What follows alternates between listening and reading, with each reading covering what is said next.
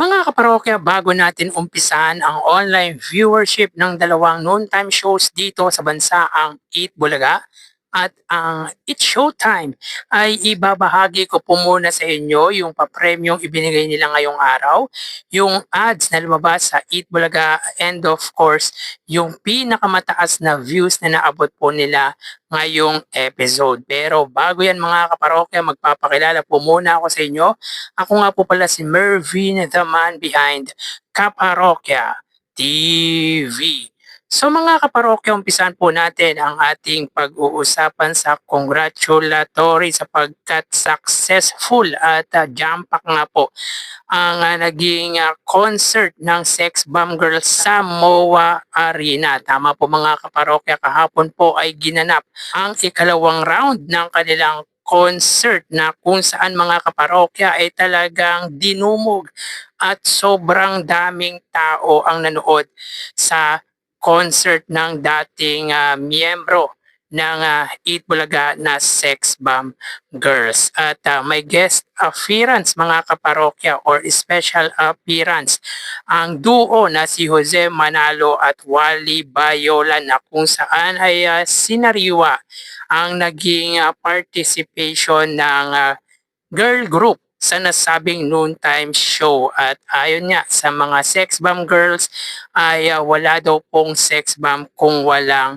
Eat Bulaga. At agree po tayo dyan mga kaparokya, dahil inubog or hinubog ng Eat Bulaga ang grupo na talagang sobrang sumikat noong early 2000, na kung saan talagang nakilala ang isang tulad ni Rochelle Pangilinan, Jopay Pageya at marami pang iba. So congratulations mga kaparokya sa concert ng Sex Bomb Girls. At nababalita mga kaparokya ay meron pa po itong round 3.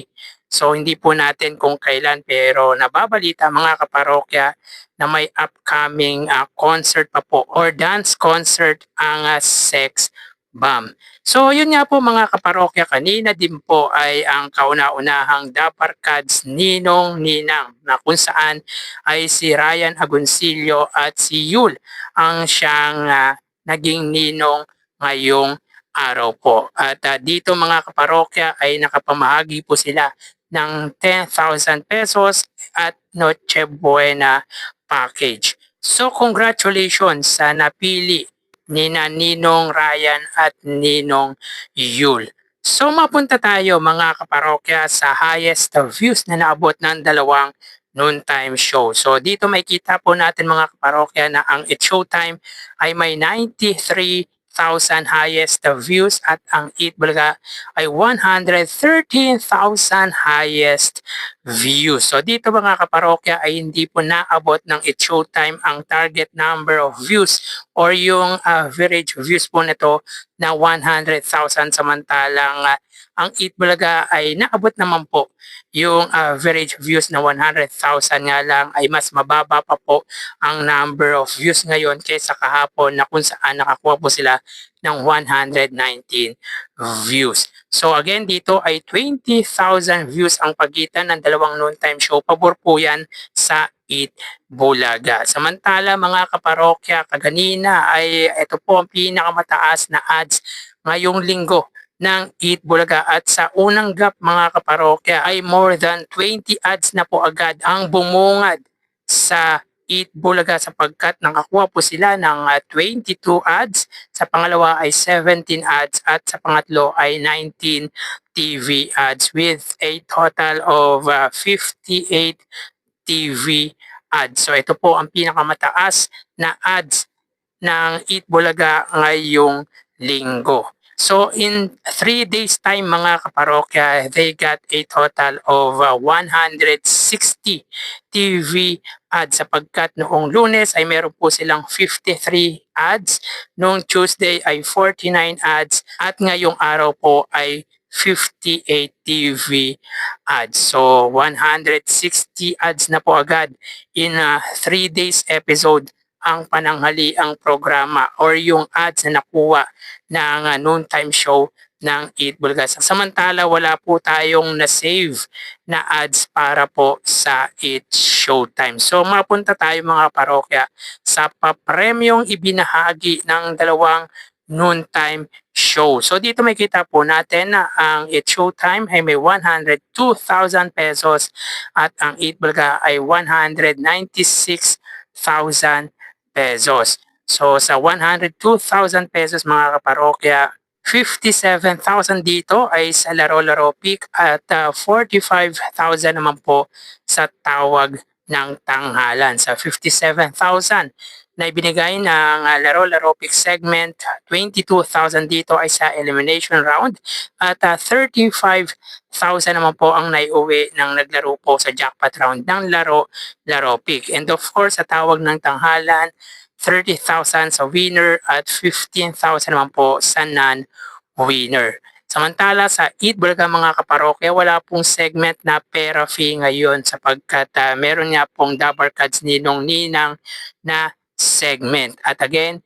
si Ryan Agoncillo at Yul nga po ang naunang nag-perform or yung naging ninong at nakapamahagi po sila ng Noche Buena package at Eat Bulaga's jacket na limited edition if I'm not mistaken mga kaparokya with 10,000 pesos. Samantala sa Sugod Bahay ay 91,000 pesos sapagkat yung Umami ay nagbigay po ng 11,000. Yung Flanax ay 15,000, yung mga nakapila 20,000 at yung winner po ng Sugod Bahay ay 45,000 pesos with total of 91,000. Samantala sa Gimme 5, yung audience po ay perfect 15,000. Yung two other teams ay nag-uwi po ng tig 10,000 pesos with a total of 20,000 at yung winner nga po, dalawa lang po ang nasagot kung kaya't nakapag-uwi lamang to ng 30,000. So meron po silang 65,000 pesos. Samantalang sa The Clones Open mga kaparokya ay na-double the money yung 15,000 ng VIP audience na naglaro nga po sa The Clones Open. So yung segment na ito ay nakapagbigay ng 30,000 pesos. So ulitin po natin, 10,000 para kina Ryan and Yul. Sa Sugod Bahay ay 91,000. Sa Gimme 5 ay 65,000 at sa Clones Open ay 30,000 pesos. So, with a total of 196,000 pesos. Sayang mga kaparokya, another 200,000 na naman po sana ang maipamamahagi ng Eat Bulaga kung na-perfect mga parokya ang jackpot round ng Gimme 5. Samantala, 200,000 naman po sana ang maiuuwi ng contestant ng laro-laro pick kung nasagot nito or kung pinili po nito ang pat at nasagot po nito ang tamang kasagutan. So yan po ang update natin para sa dalawang pananghaliang programa ngayong araw mga kaparokya. So tara ating alamin ang online viewership ng dalawang bigating noontime shows. Para sa Eat Bulaga, under TVJ Facebook page na may 3.7 million followers at sa It's Showtime na may 19 million followers.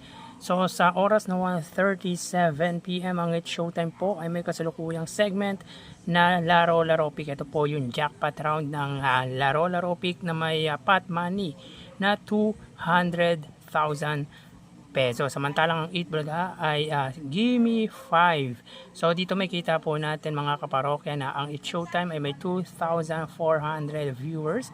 Samantalang ang Eat Bulaga naman po ay may 2,800 live viewers. So again, sa oras na 1:34 PM ang It's Showtime po, sila ay may 2,400 viewers. Samantalang ang Eat Bulaga ay may 2,800 live viewers. So dito may kita po natin mga kaparokya na ang Eat Bulaga ang siyang lamang pagdating sa views sa Facebook Live at sila po ay may 400 na kalamangan sa It's Showtime. So mapunta tayo sa TV Network YouTube channel ng dalawang noontime show. So para sa It's Showtime under GMA Network YouTube channel na may 40.7 million subscribers, at sa Eat Bulaga under TV5 YouTube channel na may 2.68 million subscribers. So sa oras na 1:38 PM ang It's Showtime under GMA Network, sila po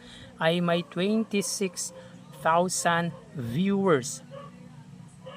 Ang Eat Bulaga naman po under TV5 ay may 17,000 viewers. So again, sa oras na 1:39 PM ang It's Showtime under GMA Network YouTube channel, sila po ay may 26,000 viewers, at ang Eat Bulaga naman po under TV5 ay may 17,000 viewers. So dito mga kaparokya, makikita po ninyo na lamang ang GMA sa TV5 ng 9,000 viewers. So mapunta tayo sa main YouTube channel ng dalawang noontime show. So para sa It's Showtime under ABS-CBN It's Showtime na may 2.74 million subscribers, at sa Eat Bulaga naman po under Eat Bulaga TVJ YouTube channel na may 1.72 million subscribers. So sa oras na 1:39 PM ang It's Showtime, sila po ay mayroong 83,000 viewers.